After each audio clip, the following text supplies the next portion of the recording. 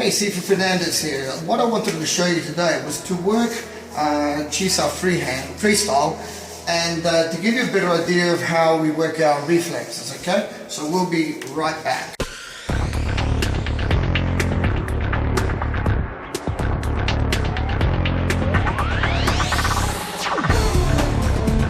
Okay, so what I'm doing is working freestyle, but what I want people to understand the way we work our system is that what I teach is that the angles have to maintain this structure at all moments, right? We don't want to weaken our structure. They want to be flexible.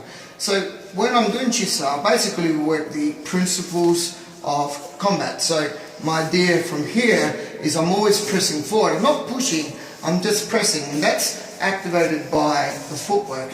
But if you notice as we work, I don't actually try and do much. I maintain my angle, and whatever pressure he gives me, see, he creates the technique the moment he collides with my arms.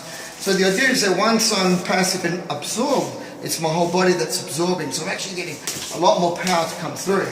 Right, so you can actually have reactions, and I'll explain this a bit better.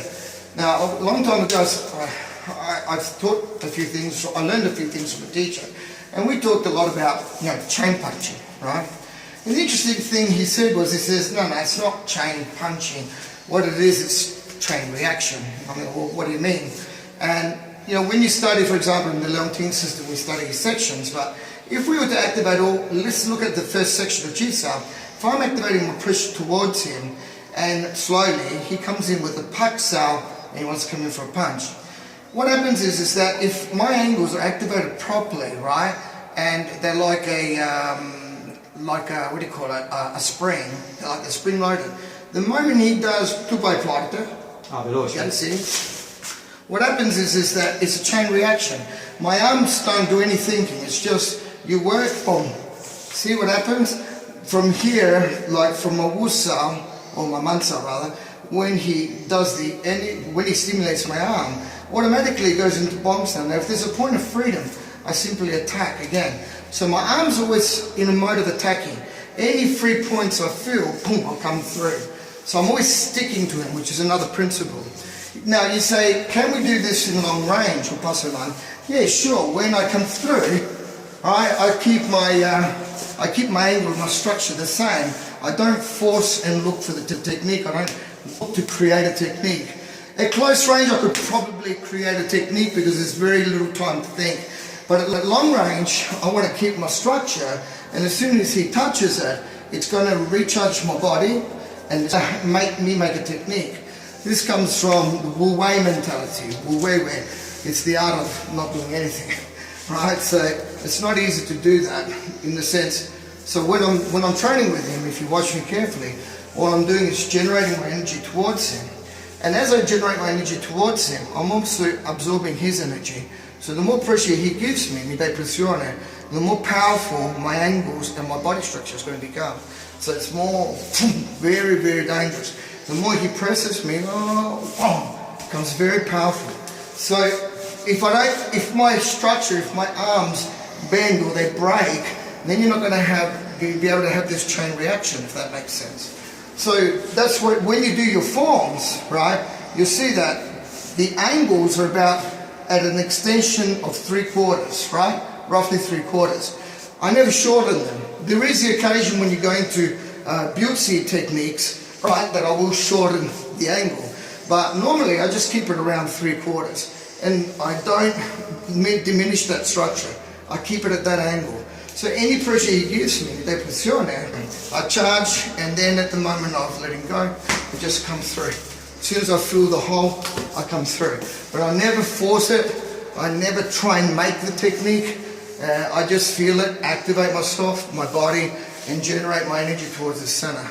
And with the Wing Chun principles, I'm not generating against his arm. My aim is that what I'm trying to do is activate and go through his body.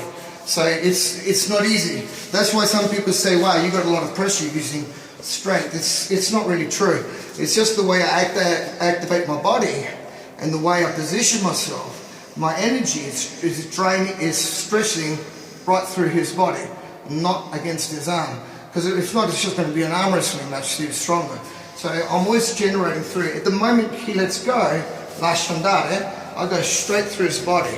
And you've got to have this principle activated all the time.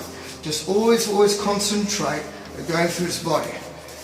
Now, another thing that we look at, which is very hard, is to try not to get the students to use a lot of their shoulders. This is really hard for many people to understand how to relax the shoulders. The shoulders should be designed just to absorb energy, and the more pressure he gives me, I don't push against it. I use the muscle groups to absorb. So there is tension, spingi lento. There is tension in here, but not mantiene. There's tension in here, but it's not pushing against him, right? Does that make sense? So I have the freedom to move and still maintain the structure. And if se lui lascia andare, if he lets go, I'll still come through. One of the important things about Wing Chun is that when you learn Chi Sao, it's important to understand that this whole structure of the arm is a weapon. It's not like that if I find a hole, I have to come through with Wing Chun punches, right? Any angle where he brings my pressure, so if he brings my pressure here, I'll come in and hit him in this way. Or it depends, he presses me again, it could be an up, it could be an elbow strike, right? Depends what he does. I don't know what he's going to do. I haven't got time to plan anything. So to be really spontaneous, you've got to learn to make your energy stick to him, maintain to keep structure, and I really don't think of anything. But that's after many hours of training. You know, you've got to work your basics a lot. And don't try and get into an ego trip where you're trying to push each other. Just learn to keep your structure, learn to keep yourself very relaxed, all right? Try and be grounded, all right, which is very important. And be patient, because it takes a while to learn these things. But the structure has to be good enough to apply at a long range, right? And if he attacks me long range, see how I'm just controlling things? Eventually it comes back into short range, and I'll start activating my weapons. So I can hit with the tansa, I can hit with the elbow, hit him again with the tansa, depends what he gives me. Okay, here comes a faxa, you know, could be Butsi, alright, could be palm strike, depends. Or it could even be a fuxa, bang, using the bone, it's really powerful, hitting the chest, that really hurts, right? But one more important thing, then we're just going to try to get freestyle. Just so you can, he wants to train a bit of freestyle. He wants this as a memory of his personal collection because he's a fanatic of Wing Chun. The last thing I wanted to point out is generating your energy through your wrists and through your hands. You don't do it with tension, but ideally when I generate power, you see my energy goes right through the wrist and the finger. So when I hit, it's very shocking. People call this a bitch slap, right? And it's not a bitch slap. It's very powerful. But I can only generate a lot of power if my hand and my wrist is relaxed. If that makes sense. Your arms can't be rigid. Your arms should be able to do complete circles in any direction. You should be able to do circles this way, around this way.